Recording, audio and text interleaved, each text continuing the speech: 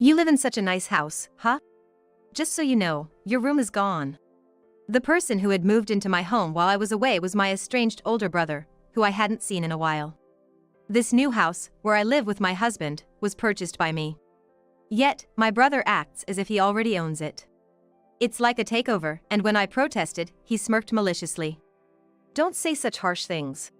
Someone like you doesn't deserve this house. My name is Sally. 27-year-old freelance designer. I married Bob, who is 4 years older than me, 2 years ago. We met through work, and after dating for several years, he proposed. Bob works for a major corporation. I'm a home-based designer with irregular hours, and since we're both workaholics, we don't spend much time together but maintain a moderate relationship. Our house, a stylish designer home, was acquired at a great price due to my work connections. It's a modern house incorporating our ideas, with a large garden that Bob really likes. I'd love to have a barbecue in the garden if we have kids, Bob had said with shining eyes soon after we moved in. I've often imagined a future living happily with my husband and children. But as we're both focused on our careers, it seems like we won't be thinking about children for a while. My work is on track now, and I feel very fulfilled. Part of why I chose to be a designer was to become independent as soon as possible, besides my strong aspiration. My brother Tom, who turns 33 this year, was always favored by our parents since we were kids, and they were cold to me. They pampered him for being the eldest, and he took it for granted. Tom is not only smart and good-looking, we're so proud as parents, my mother would praise, and my father would agree, saying, he's our pride and joy. Then, they would invariably add, but Sally is. Why is there such a big difference between our son and daughter? I often felt worthless when they spoke to me like that. Tom, too, looked down on me, flaunting his intelligence and good looks. Indeed, he was popular, while I was just average in appearance. I couldn't stand up to his arrogant attitude and was even treated like his errand runner at times. To escape from my family, I decided to become a designer in middle school and started studying immediately. I spent a lot of time drawing in my room, as family time was never peaceful. I loved bringing the images in my mind to life. Discovering the profession of a designer online was the turning point. As a high school student, I continued self-study while saving money from part-time jobs. Upon graduating, I left home and vowed to make a living as a freelance designer. Starting as an unknown designer was tough, but I kept accepting work and gaining experience. Gradually, as clients referred me to others, I felt my efforts paying off. Thankfully, I've grown into a renowned designer with continuous contracts from large corporations. I shared my background with Bob before we got married. He listened intently and said at the end, "You've been through a lot. It's amazing how you've worked so hard without giving up." I knew then that I could live and support each other with him forever. However, an incident drastically changed our married life. Bob made a big mistake at work, affecting the whole company. He was transferred from the headquarters to a branch, significantly reducing his income. Damn it! Why do I have to suffer like this? I was at a loss as to what to say to the angry Bob. He was furious but didn't seem remorseful. Pointing it out would only add fuel to the fire. So I gently told him, "Don't worry about the living expenses, I'll handle it." But he didn't take it well. Pushing my hand away, he glared at me and yelled, "What? You think you're better than me because you earn more now? Stop belittling me." He stormed off to his room. I had never thought of that, but I was shocked by his sudden change. I realized I had hurt his pride. He stayed in his room and ignored me when I tried to apologize the next day. His mood didn't improve over the next few days, and the atmosphere at home became tense.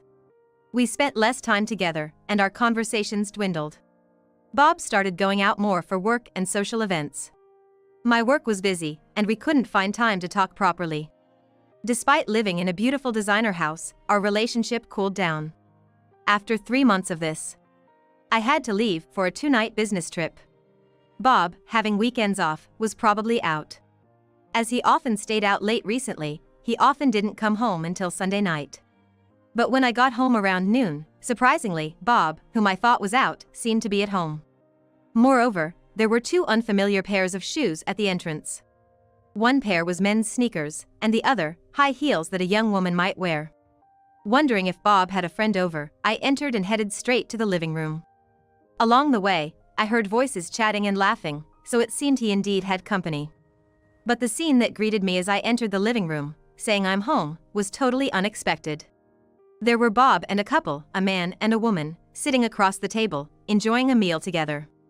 The woman was a stranger, but I recognized the man and was shocked. Tom! What are you doing here? The man at my house turned out to be my long-estranged brother, Tom. Ever since I left our family home, I had avoided any direct contact with my family. Even when my marriage to Bob was decided, I only sent a letter home and didn't have a ceremony. So I had no idea what Tom was doing now, and the fact that Bob knew him was completely unexpected. As I stood there bewildered, Bob, Tom, and the mysterious woman all looked at me with smirks. Tom was the first to speak. Bob invited me here. You live in such a nice house, huh? I couldn't believe my ears. What do you mean? I never knew you and Bob knew each other. As I stood confused, Bob began to explain with a sigh. I met Tom through work. He's an executive at a client's company. And this woman here is Michelle, Tom's fiancée, the daughter of the president of that company. After explaining his connection to Tom, Bob introduced the woman sitting next to Tom. Michelle looked about my age, but wore flashy makeup and had the same condescending smile. Then Bob continued, actually, Tom and Michelle are looking for a house to live in together. I wanted them to see our designer house, so I invited them over. About a week ago, Bob had met Tom at a client's company and discussed this. They took the opportunity of my absence to visit our designer house. What started as a mere visit turned into Michelle insisting, Tom, this house is so lovely. I want to live here, as they toured the interior. Apparently, Michelle, being a pampered daughter of a wealthy family, always got what she wanted using her parents' money. Tom, taking up her suggestion, approached Bob about handing over our home to them. I was dumbfounded by this explanation and exclaimed, That's outrageous! You can't just decide this without me. This house is... You should be happy that Michelle likes the house so much. Besides, my future career depends on this negotiation. Interrupting my words, Bob rolled his eyes as if he was beside himself. It turned out Tom had arranged to poach Bob for his company as a condition for handing over our designer house. I confronted Bob. Didn't you love this house too? How could you agree to their terms? Of course I did. If a better offer is waiting, I can give up this house. You always did whatever Tom said, right? So you won't object. Bob replied with an air of inevitability, then snorted. Moreover, Tom and his entourage had already brought in their bare necessities and had been staying here since yesterday. It was outrageous how far things had progressed without my knowledge. Even if he's my brother, I won't allow such an act of taking over our house. Leave right now. Don't say such harsh things. I got Bob's permission. Besides, Sally, who are you to talk to me like that? You never stood up to me before, so just follow my lead this time too. Tom's domineering attitude hadn't changed at all. He continued, Michelle is using your room upstairs, so you don't have one anymore. This nice house is too good for someone like you, so I'll take it. Bob joined in with his laughter. You can sleep in the garden. After his heartless remark, Michelle also began to laugh mockingly at me. Controlling my anger, I finally asked Bob the question that had been bothering me. How long have you known Tom? Did you know all along that I'm his sister? Despite Bob starting to negotiate giving away our house to Tom, I believed he must have had some attachment to it. We had even talked about having children when we first moved in. I didn't want to believe he was easily swayed by Tom's words. But Bob, shrugging his shoulders in disdain, dropped a bombshell. I've known Tom since before I married you. From his casual tone, I realized the truth. Bob married me just to get in good with my brother Tom. He was secretly plotting to improve his position using his high corporate position. Realizing that he only used me, I felt like my world was crashing down. When I heard about your past before our marriage, I could barely keep from laughing. It's only natural you'd be compared to the outstanding Tom. Bob said, cruelly affirming the treatment I'd received from my parents and brother. His previously caring demeanor was all a lie.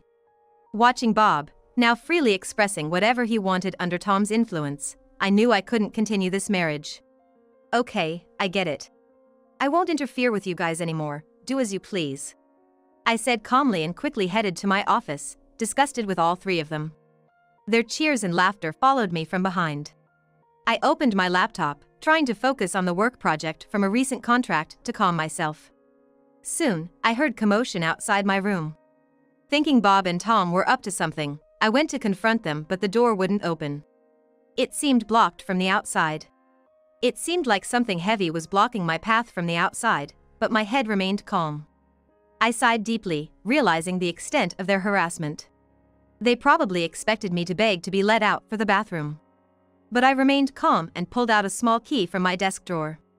My ground floor office had a back door for emergencies. Since I was the only one with the key, I could leave even if the main door was blocked. I collected my laptop and some essentials and slipped out unnoticed. I walked to a nearby supermarket, then took a taxi to a nearby hotel. Finding a vacancy, I decided to make the hotel my base for a few days and began preparing for my next steps. Tom and his group were clueless about the irreversible situation they were creating in my house. Unforgiving of their actions, I was determined and made a crucial phone call.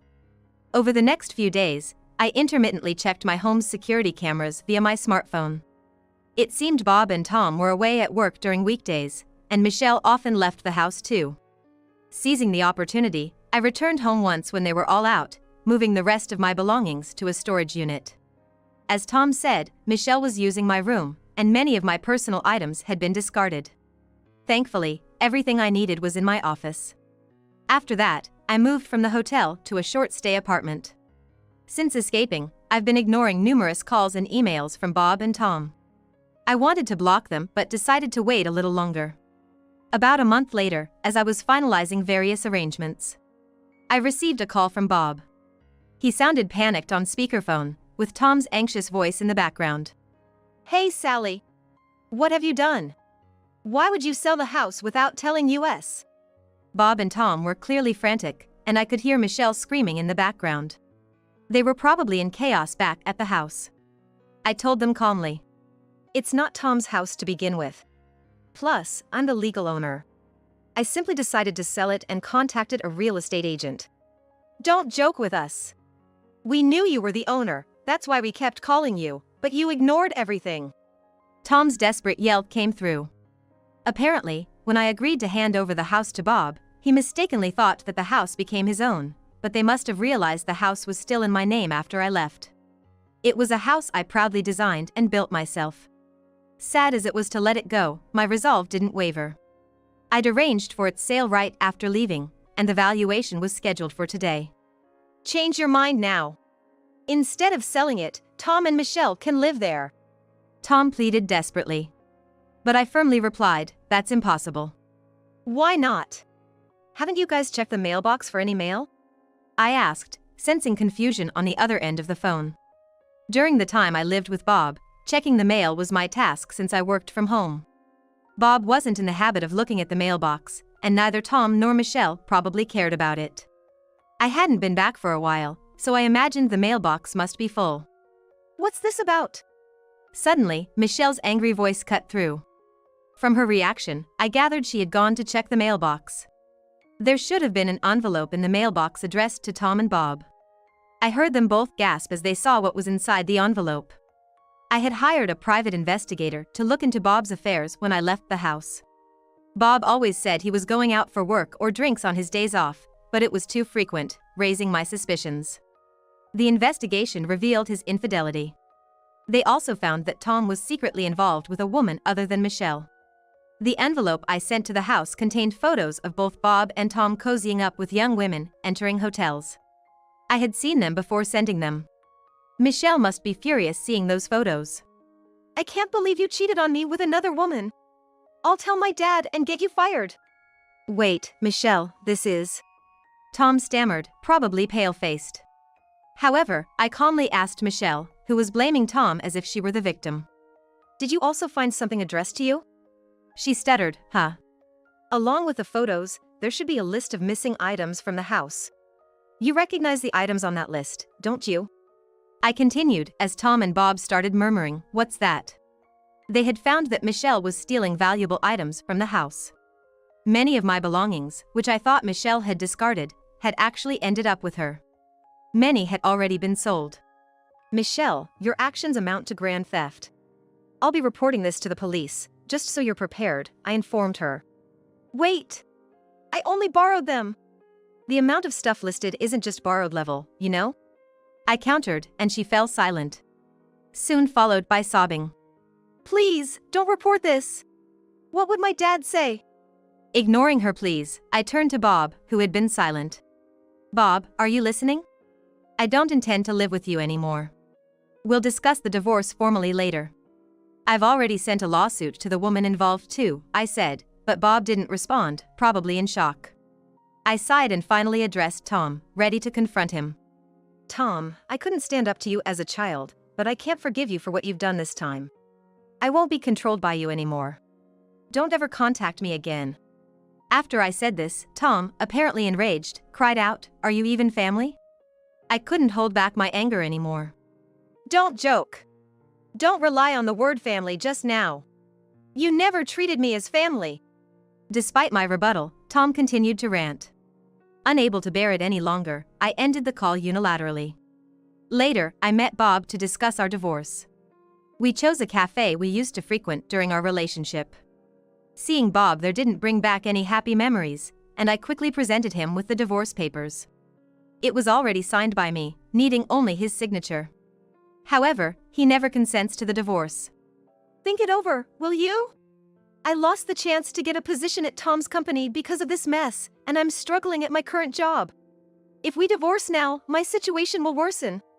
I was appalled at his self-preservation. I decided to confront him with a fact. I heard you lied to your affair partner about being single. What? How did you know that? I heard it from her. She was shocked to learn you were married. Since she was also deceived, I've withdrawn the lawsuit against her. I took a sip of my coffee and continued while Bob bit his lip in frustration. Moreover, she's pregnant, Bob. You knew, right? She's upset because you suddenly cut off contact. When I mentioned this, Bob slammed the table. That kid isn't mine. I won't acknowledge it. The other customers turned to look at us. The pregnancy and paternity were between Bob and his affair partner, and I was determined to divorce him. So, I steered the conversation back to our divorce. If you don't agree to divorce now, we'll have to take it to court. At the mention of a lawsuit, Bob's face went pale. Wait, if it goes to court, I'll be fired for sure. When he pleaded, I urged him to sign the divorce papers right there. Reluctantly, Bob finally consented to the divorce. I received a small alimony later. After the divorce, I had another chance to talk to Bob's affair partner. She was certain Bob was the father of her unborn child, as she had no other partners. They were still out of touch, and she was planning to raise the child as a single mother and demand child support from Bob. As for Bob, his whereabouts after the divorce remained unknown. He might have lost his job, but I had no interest in finding out. Tom, whose engagement was broken off because of the incident, lost his position at his company and was demoted. I received a call from my parents once about Tom, but I told them I would have no further dealings with him and would not return home. I will live my life without relying on a family that never cared for me. I felt relieved after saying this. It seemed better to have no ties with my family. Michelle, Tom's former fiancée, was not reported for theft due to her father's intervention. Instead, they settled out of court, and she had to pay me compensation. She was sent to her grandparents' house by her father for re-education and started working for the first time in her life to pay off her dues. As for me, now single, I decided to move away from the area where Tom and Bob lived. I decided to move away from the land where Bob and Tom lived. I went abroad to further my skills as a designer. I'm currently studying design and living with a man I met there. Our days together are happier than when I was in the States, and we're considering marriage.